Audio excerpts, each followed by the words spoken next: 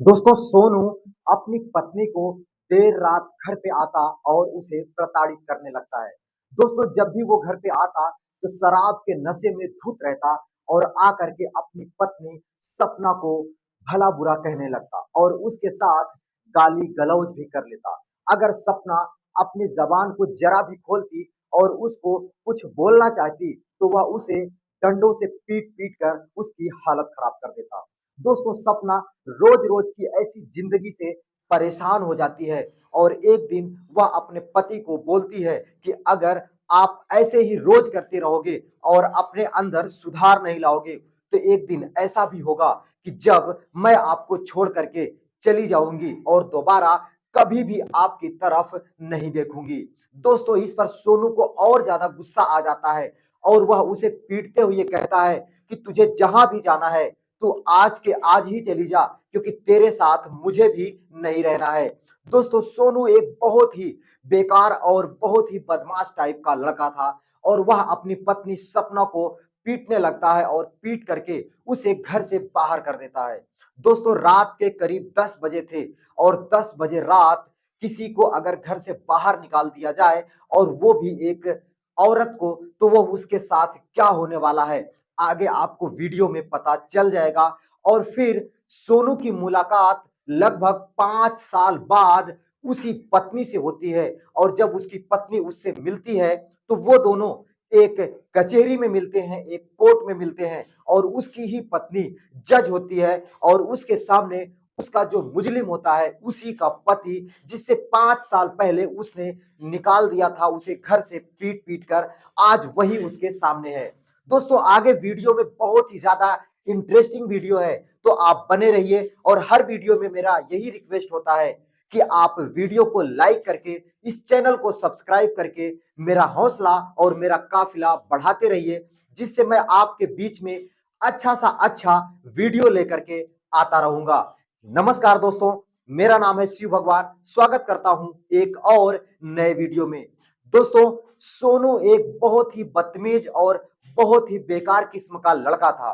दोस्तों सोनू की उम्र लगभग 18 से 19 साल हो जाती है और उसकी शादी एक सपना नाम की लड़की से हो जाता है। दोस्तों सपना वैसे तो देखने में बहुत ही खूबसूरत और बहुत ही अच्छी लड़की होती है।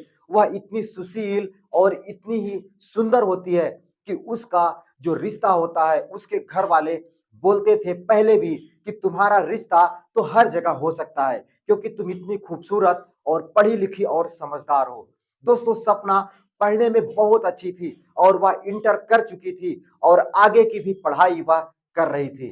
दोस्तों तभी बीच में उसकी शादी सोनू नाम के एक लड़के से हो जाती है और सोनू बहुत ही बदतमीज और बहुत ही बेकार लड़का था। दोस्तों शुरू में तो सोनू सपना से प्यार करता था और सपना के साथ अच्छी जिंदगी बिताता था। धीरे धीरे सोनू की आदत और ज्यादा खराब हो जाती है और वह अपने दोस्तों के साथ शराब पीता और उनके साथ रात के करीब 10 बजे 11 बजे तक घूमता रहता और जब वह देर रात घर पे आता तो सपना के साथ मारपीट करता और सपना के साथ गाली गलौज भी करता। दोस्तों सपना उसे कई बार समझाने की कोशिश की कि यह गलत है और ऐसा नहीं करना चाहिए। अब हमारी शादी हो चुकी है तो हमें अपने भविष्य के बारे में और आने वाले अपने बच्चों के बारे में और आने वाली जिंदगी के बारे में सोचना चाहिए। लेकिन सोनू इस बात से बिल्कुल बेखौफ था और बिल्कुल भी ध्यान नहीं देता था और हर समय सपना को गाली गलौज करता और उसके साथ मारपीट भी करता। दोस्तों 1 रुपए भी वह कमाता भी नहीं था और जो कुछ भी पैसे सपना अपने मायके से लाती, अपने मम्मी पापा के घर से लाती, वह उन पैसों को उससे छीन लेता, उससे मांग लेता और जा करके सारा पैसा अय्याशी करके, शराब पी करके और अपने दोस्तों के साथ पार्टियां करके उड़ा दिया करता। दोस्तों सोने की इसी हरकत की वजह से सपना बिल्कुल परेशान हो जाती है और एक दिन सुबह सुबह उठती है और सोनू के मम्मी पापा के पास जाती है, यानी कि अपनी सास और ससुर के पास जाती है और उनसे ये सारी बात बता देती है। दोस्तों जब उसके सास और ससुर उसकी ये सारी बातें सुनते हैं तो वो भी सपना को ही डांटने लगते हैं और कहने लगते हैं कि जब से तेरे साथ सोनू की शादी हुई है तब से यह बिगड़ चुका है और ये इसको बिगाड़ने में पूरा का पूरा हाथ तेरा ही है। दोस्तों सपना रोने लगती है क्योंकि उसके ऊपर झूठा इल्जाम लगाया जा रहा था।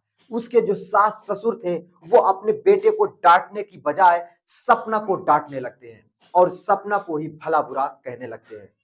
दोस्तों सपना अब बिल्कुल समझ चुकी थी कि उसकी जो जिंदगी है वो यहाँ बीतना तो मुश्किल हो जाएगी, क्योंकि सास ससुर अलग उसको ताने दे रहे थे और अलग उससे लड़ाई कर रहे थे और उसका जो पति था वो बिल्कुल भी उसकी तरफ ध्यान नहीं देता था और वो भी उसी के साथ मारपीट करता और देर रात घर पे आता। दोस्तों सपना एक दिन अपने पति से ये सारी बात खुल करके कर लेती है कि अगर आपका यही रवैया रहा, अगर आपकी जो आदत है ऐसे ही रही, तो एक दिन मैं आपको छोड़ करके चली जाऊंगी अपने मायके में और दोबारा फिर कभी लौट करके नहीं आऊंगी। दोस्तों जब सोनू सपना की ये धमकियां सुनता है तो उसके जहन में, उसके शरीर में आग लग जाती है और वह गुस्से से लाल पीला हो जाता है और बगल में पड़ा एक डंडा उठा लेता है और सपना को जोरदार पीटना शुरू कर देता है। दोस्तों सपना को उसी डंडे से पीट पीट कर कहता है कि तुझे जाना है तो आज ही निकल जा, मुझे धमकियां क्यों देती है, मेरी मर्जी मैं जो करूं, मैं अपनी मर्जी का मालिक हूं, क्या तेरे इशारों पर मैं नाचूंगा, जो तू कहेगी वही करूंगा, अरे तुझे जो करना है तू कर, मुझे जो करना है मैं वो करूंगा। दोस्तों सपना को जब वह पीटने लगता है तो सपना रोने लगती है और उसे धक्के दे करके घर से बाहर कर देता है और अंदर से अपने दरवाजे पर कड़ी लगा लेता है। दोस्तों सपना भी बिल्कुल परेशान हो चुकी थी, लेकिन अभी इस रात को क्या करती, क्योंकि रात को करीब 10 बजे थे और 10 बजे रात सुनसान रोड पर उसको अकेले कहीं जाना भी मुश्किल लग रहा था। दोस्तों वह अपने जी को मनाती है और अपने मन को मजबूत करती है और उसी सुनसान रोड पर चल देती है। दोस्तों सुनसान रोड पर जब वो चल देती है तो कुछ बदमाश टाइप के लड़के शराब पी रहे थे और जब एक औरत, एक नई नवेली दुल्हन को रोड पर देखते हैं तो उन पर उनका दिल आ जाता है और वह उसके साथ बदतमीजी करने के लिए उसके पीछे लग जाते हैं। दोस्तों सपना के पीछे दो बदमाश लग जाते हैं और सपना को इस बात का जरा भी अंदाजा नहीं था कि वो लोग उसके साथ क्या करने वाले हैं। दोस्तों वो जो सपना होती है वो अपने ही रास्ते चली जा रही थी, तभी पीछे से एक लड़का आकर के उसके कमर पे हाथ डाल देता है और दूसरा लड़का उसकी चोटी को पकड़ करके खींचने लगता है। दोस्तों दोनों लड़के उससे बदतमीजी करने लगते हैं और जब सपना घूम करके देखती है तो दोनों शराब के नशे में धुत थे और सपना की इज्जत के साथ खिलवाड़ करना चाह रहे थे। दोस्तों सपना अपने हाथ को झटक देती है और उनसे अपने हाथ को छुड़ा लेती है और उनको दो चार झापड़ भी जड़ देती है और कहने लगती है कि क्या तेरे घर में माँ बहन नहीं है जो तुम मेरे साथ ऐसी बदतमीजी करने की कोशिश कर रहे हो। दोस्तों उन दोनों को गुस्सा आ जाता है और सपना उन्हें दो चार चांटे लगा करके भागने लगती है और वो उसके पीछे लग जाते हैं। दोस्तों सपना किसी तरीके से उनसे बचती हुई एक डिवाइडर को लांघ करके उसके अंदर जाकर के बैठ जाती है। दोस्तों वो घर किसी और का नहीं बल्कि एक वकील का था जो कि हाई कोर्ट में एक बढ़िया वकीली करता था। दोस्तों वो बाहर आया हुआ था रात को करीब 10-11 बजे के बीच में बाथरूम करने और जब देखता है कि कैसे एक लड़की उसके डिवाइडर को लांघ करके उस बाउंड्री में आकर के छिप गई है, तो वह धीरे धीरे उसके पास जाता है और उससे उसकी सारी घटना सुनता है। दोस्तों जब वो लड़की अपनी सारी बात बताती है तो सपना की सारी बातों को सुन करके वकील रोने लगता है और उसके आंखों में भी आंसू आ जाते हैं, क्योंकि उसकी दर्द भरी जिंदगी सुन करके उस वकील का भी जो कलेजा था वो पिघल जाता है।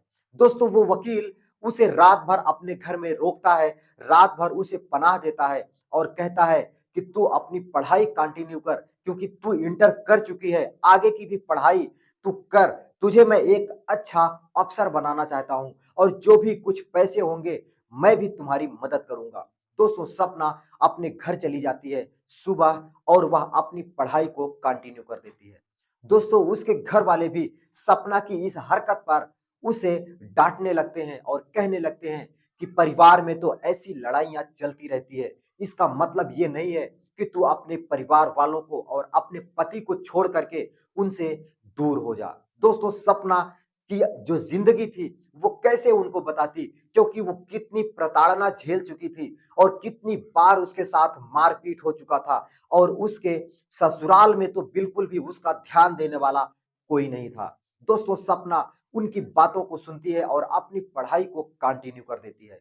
दोस्तों वो जो वकील था वो बढ़िया पढ़ा लिखा भी था और उसको पता था कि कैसे करके इसको अच्छी नौकरी दिलवानी है।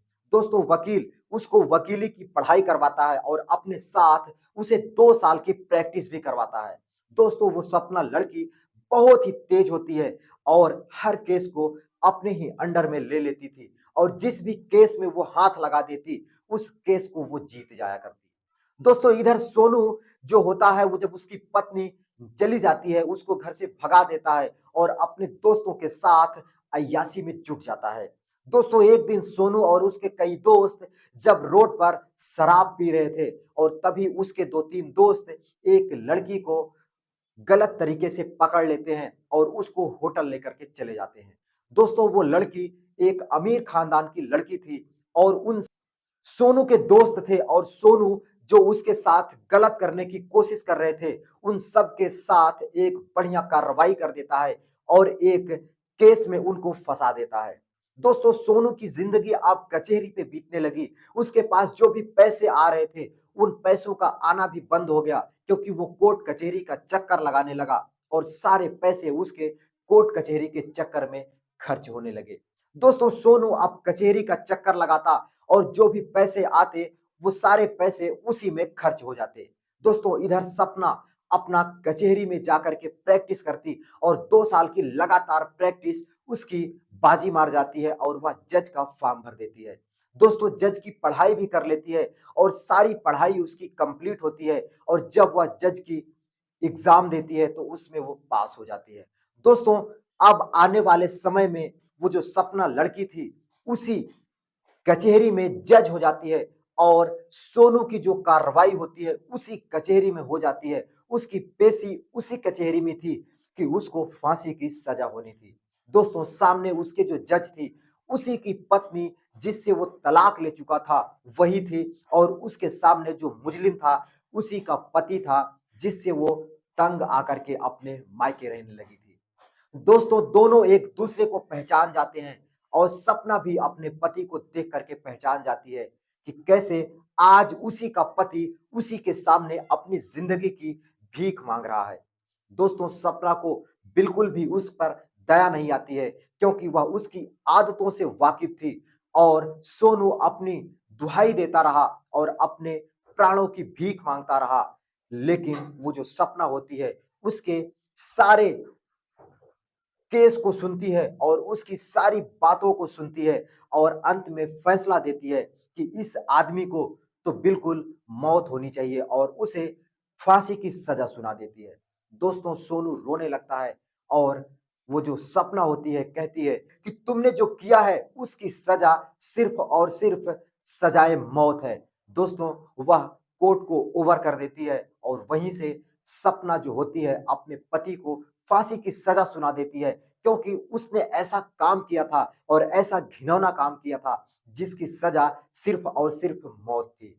दोस्तों सोनू और सपना की जिंदगी की ये कहानी आपको कैसी लगी कमेंट करके जरूर बताइएगा और ये भी बताइएगा कि सपना ने सोनू के साथ सही किया या गलत किया। दोस्तों आपके हर कमेंट का मुझे इंतजार रहेगा। फिर मिलता हूं किसी नई कहानी किसी नई वीडियो के साथ। तब तक के लिए दोस्तों नमस्कार।